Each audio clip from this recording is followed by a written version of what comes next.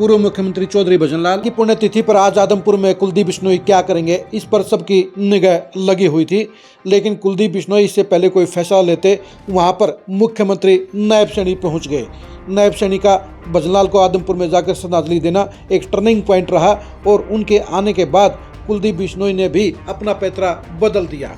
नमस्कार, मैं हूं कुलदीप सुरान। आज हम खरी खरी न्यूज़ में चर्चा करेंगे आदमपुर में भजनलाल की पुण्यतिथि पर बने माहौल की, नायब सैनी के आगवानी की और कुलदीप बिश्नोई के रिस्पॉन्स की।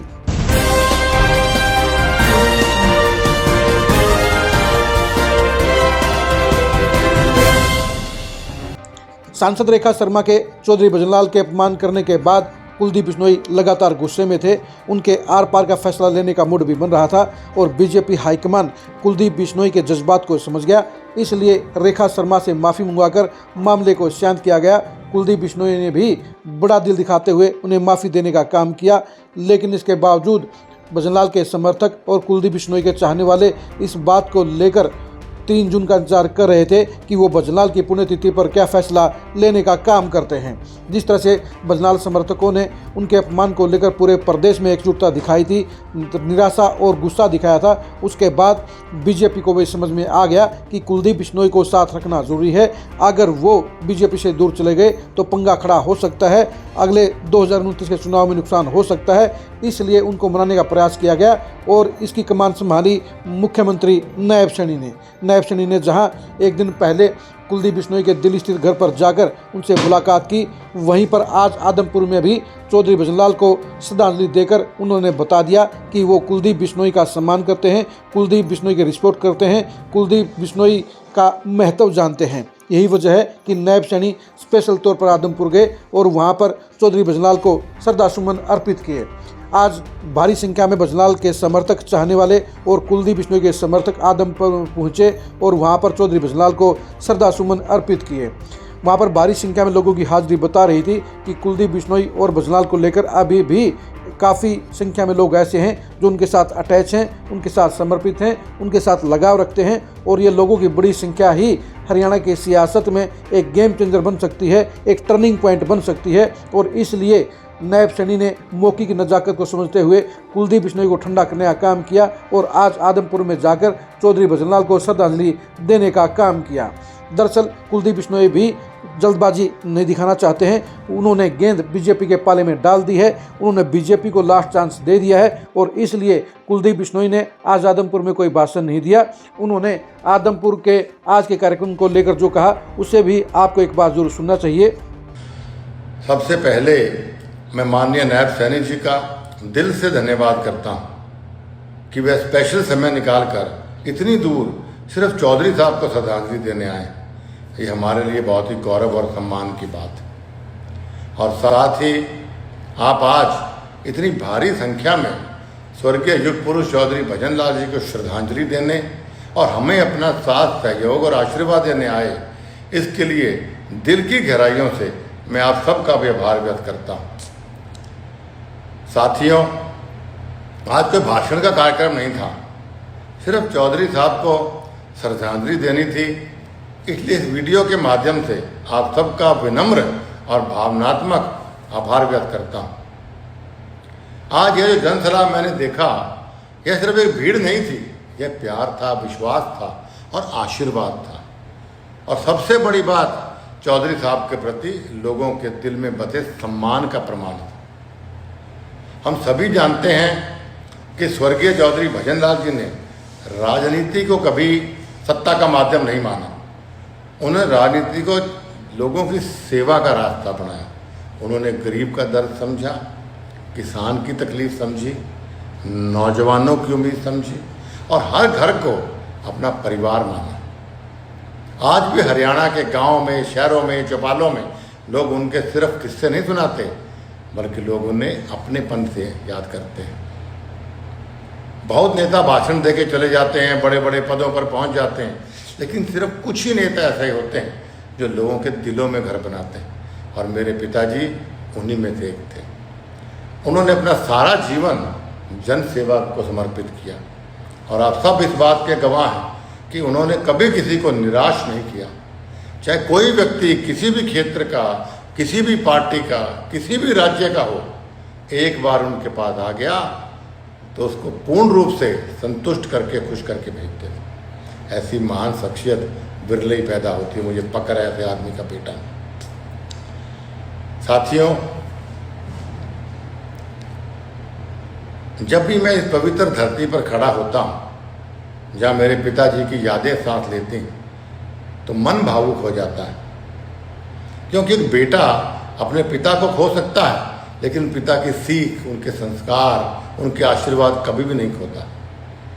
और आज उनकी समाधि इस जन प्रेरणा स्थल पर आप सबका इस तरह उमड़ आना, ये मेरे लिए समर्थन नहीं है, ये मेरे लिए भावनाओं का सागर है। मैं सम्मान पूर्वक और हाथ जोड़कर इस बात आपका मन से आभार व्यक्त करता हूँ कि आप यहाँ आशीर्वाद देने आए। और आपने, मैं एक बात और कहना चाहूँगा कि आपने मुझे कभी अकेला नहीं होने दिया। हर कठिन समय में, हर संघर्ष में आप मेरे साथ चट्टान की तरह खड़े रहे। और विशेष रूप से पिछले 1 महीने में जिस तरह आपने मेरे साथ खड़े होकर मुझे हौसला दिया, सम्मान दिया, प्यार दिया, उसे मैं जीवन भर कभी भूल नहीं सकता। यह सिर्फ राजनीतिक समर्थन नहीं था, यह अपनेपन का एहसास था। एक परिवार की तरह आपने मेरा हाथ पकड़ा और मुझे महसूस कराया कि कुलदीप, तुम अकेले नहीं। मैं आज खुले दिल से कहना चाहता हूँ कि मैं आप सबके इस प्यार को, इस विश्वास को, इस साथ के लिए मैं जीवन भर आपका ऋणी रहूँगा। बस आपसे इतनी प्रार्थना करता हूँ कि हौसलों की आग दिल में जलाए रखना, वक्त चाहे कैसा भी हो कदम बढ़ाए रखना। हौसलों की आग दिल में जलाए रखना, वक्त चाहे जैसा भी हो कदम बढ़ाए रखना। जीत एक दिन झुकेगी जरूर हमारे सामने, बस अपने विश्वास के दीपक को यूं ही जलाए रखना। साथियों, पिछले कुछ समय से कुछ छोटी सोच के लोग कहते फिर रहे थे कि कुलदीप बिश्नोई अब सिर्फ आदमपुर तक सीमित हो गया है, ख़त्म हो गया राजनीति में, उसका प्रदेश में जनाधार भी ख़त्म हो गया है। आज हरियाणा की जनता उसे प्यार नहीं करती, उसके साथ नहीं है। मुझे उनकी इस अपरिपक्व सोच पर हंसी भी आती है और तरस भी आता है। आज मैं उन लोगों को कहना चाहता हूँ कि अगर किसी इंसान का जनाधार खत्म हो जाता है तो उसकी एक दुख पे पूरे हरियाणा की जनता इस तरह उमड़ के नहीं आती। अगर जनता का प्यार खत्म हो जाता है तो लोगों की आंखों में यह अपनापन, यह विश्वास और यह भावनाएं कभी दिखाई नहीं देती। अगर रिश्ते सिर्फ राजनीति के होते तो मुश्किल समय में लोग यूं खड़े नहीं होते मेरे साथ। पूरा हरियाणा परिवार बन के मुझे आशीर्वाद इस तरह नहीं देता। और ईश्वर की कृपा से मैं दावे से कहता हूँ कि आज हरियाणा के हर गांव में चौधरी साहब के अनुयायी और मेरे चाहने वाले मौजूद, जो किसी का खेल बना भी सकते हैं और किसी का खेल बिगाड़ भी सकते हैं। मेरे साथ भीड़ नहीं चलती, मेरे साथ विश्वास चलता है लोगों का। और आज इस पवित्र धरती पर उमड़ा जन सैलाब सिर्फ एक कार्यक्रम नहीं था, यह उन तमाम लोगों को शांत, लोकतांत्रिक और सम्मानजनक जवाब है जिन्होंने हमारे रिश्ते को सिर्फ चुनाव और वोटों से तोलने की कोशिश की। और अभी तो मैं फील्ड में भी नहीं निकला, तभी इतना प्यार लोगों का, हमारी इतनी भीड़ हमारे साथ। उन्हें अंदाजा लगाना चाहिए, अगर कुलदीप बिश्नोई पहले की तरह निकल पड़ा तो क्या सुनामी आने से कोई रोक सकता है? हमने वक्त को भी झुकते देखा है जब अपनों के लिए जन सैलाब उभरते देखा है। हमने वक्त को भी झुकते देखा है जब अपनों के लिए जन सैलाब उमड़ते देखा है। जो लोग हमारे सफर को खत्म समझ बैठे थे, आज उन्होंने पूरे हरियाणा और राजस्थान को हमारे साथ चट्टान बनकर खड़े हुए देखा है। इसके लिए मैं आप सबका आभार व्यक्त करता हूँ। साथियों, आप जानते हैं कि मैंने राजनीति हमेशा सिर झुकाकर नहीं, दिल जोड़कर की है। मैंने लोगों के दरवाजे सिर्फ चुनाव में नहीं खटखटाए, हर सुख दुख में हरियाणा के लोगों के परिवार का हिस्सा बन के खड़ा रहा हूँ। चाहे लाठियाँ खाई हों, यात्राएं की हों या कोई भी कुर्बानी दी हो, मेरे बारे में आप मुझसे ज़्यादा जानते हैं। मैंने हमेशा ईमानदारी और संघर्ष की राजनीति की, कभी किसी को धोखा नहीं दिया।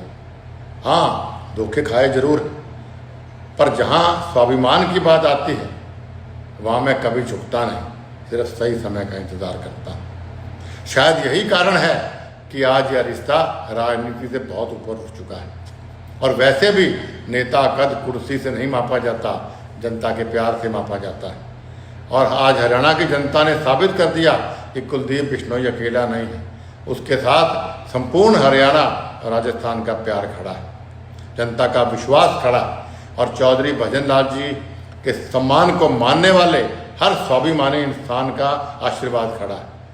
और राजनीति में पद आते हैं, जानते हैं, जाते हैं, सरकारें बनती हैं, बदलती हैं, लेकिन इस प्रकार जनता के दिल से प्यार यह सबसे बड़ा सम्मान होता है। मैं आज उनकी इस समाधि के सामने सिर झुकाकर आपसे यही वादा करता हूँ कि हरियाणा हो चाहे राजस्थान हो, आप सबके सम्मान के लड़ता रहूँ। मैं कभी आपके विश्वास को टूटने नहीं दूंगा, मैं कभी चौधरी साहब के संस्कारों को कभी झुकने नहीं दूंगा, ये मेरा आपसे वादा है। साथियों, पिछले कुछ दिनों में जो घटना हुई, जिस तरह चौधरी साहब जी के सम्मान को ठेस पहुंचाने की कोशिश हुई, उससे मेरा मन बहुत आहत था। मेरे पिताजी का अपमान मेरी आत्मा पर एक घाव था। एक बेटे के लिए अपने पिता के सम्मान से ऊपर कुछ नहीं होता।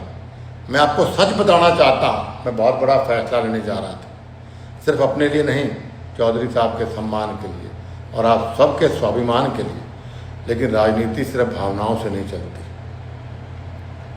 आज भारतीय जनता पार्टी ने जो सम्मान हमें दिया दोबारा, या जो साथ हमें दे रहे हैं, मैं उससे पूर्ण रूप से संतुष्ट हूँ। और वैसे भी जब सामने वाले ने अपनी गलती स्वीकार कर ली, माफ़ी मांग ली, अपने शब्द वापस ले लिए, तो फिर हमारी संस्कृति भी यही सिखाती है कि क्षमा करने वाला हमेशा बड़ा होता है। कुछ लोगों ने कहा कुलदीप बड़ी जल्दी माफ़ कर दियो, ऐसा बिल्कुल नहीं है। मैं उन्हें बताना चाहता हूँ कि उनका माफ़ी का वीडियो मेरे पास 2 दिन पहले आ गया था। वो वीडियो मैंने देखा, मेरे शुभचिंतकों को दिखाया नहीं, सिर्फ उनसे चर्चा की, तो उन सब से विचार विमर्श के बाद ही फिर मैंने वो वीडियो वापस भेजा और साथ में मेरा वीडियो भेजा कि दोनों साथ डाल दीजिए। तो एकदम माफ़ी नहीं हुई थी, जल्दबाजी में किया हुआ कोई फैसला नहीं। इसलिए साथियों, आज हम चौधरी भजन लाल जी समाधि में हैं। ये सिर्फ एक स्थान नहीं है, ये हमारे संस्कारों, हमारी विरासत और हमारे स्वाभिमान का केंद्र है। हम चौधरी साहब के परिवार के लोग, हमारी राजनीति बदले की नहीं, सम्मान की राजनीति रही, आगे भी रहेगी। और आज मैं पवित्र समाधि से और ज़्यादा मजबूत होकर उठ रहा हूँ। आपका प्यार, आपका यह जनसलाह, यह विश्वास मेरे सिर्फ समर्थन नहीं है, यह एक जिम्मेदारी, एक ताकत है, एक हौसला। आज मैं आप सबसे वादा करता हूँ कि जब तक मेरे शरीर में सांस, मैं आपके सम्मान को, आपके हक को और हरियाणा के स्वाभिमान। आपने सुन लिया होगा कि कुलदीप बिश्नोई ने साफ तौर पर कहा कि आज भाषण का कोई कार्यक्रम नहीं था।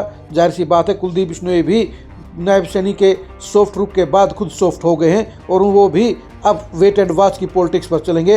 वो अगले कुछ समय तक अपने एडजस्टमेंट का इंतजार करेंगे, अपने बेटे के एडजस्टमेंट का इंतजार करेंगे। अगर बीजेपी ने कुलदीप बिश्नोई को पूरा सम्मान देने का काम किया, उनको अच्छी जगह एडजस्टमेंट करने का काम किया, तो बीजेपी के साथ वो बने रहेंगे। और उन्हें अगर इग्नोर करने का काम किया गया, अगर उनकी अनदेखी करने का काम किया गया, तो फिर कुलदीप बिश्नोई आने वाले समय में फिर से एग्रेसिव मोड में आ सकते हैं, फिर से बीजेपी से अलग होने की बात सोच सकते हैं। फिलहाल मामला ठंडा हो गया है और अगले कुछ महीनों में Kuldeep Bishnoi wait and watch की पॉलिटिक्स करेंगे। उसके बाद ही कुलदीप बिश्नोई अपने समर्थकों के साथ में रणनीति पर विचार करेंगे। आप कुलदीप बिश्नोई के भविष्य के बारे में क्या सोचते हैं, कमेंट करके जरूर बताइए। कुलदीप बिश्नोई को बीजेपी में रहना चाहिए या बीजेपी से अलग होकर अपनी पुरानी हजका को जीवंत करना चाहिए, इसके बारे में आप क्या सोचते हैं, कमेंट करके जरूर बताइए। कुलदीप बिश्नोई की सियासत के भविष्य को जानने के लिए आप लगातार खरी खरी न्यूज़ के साथ बने रहिए। आप हमारे फेसबुक पेज को फॉलो कीजिए, आप हमारे यूट्यूब चैनल को सब्सक्राइब कीजिए। नमस्कार।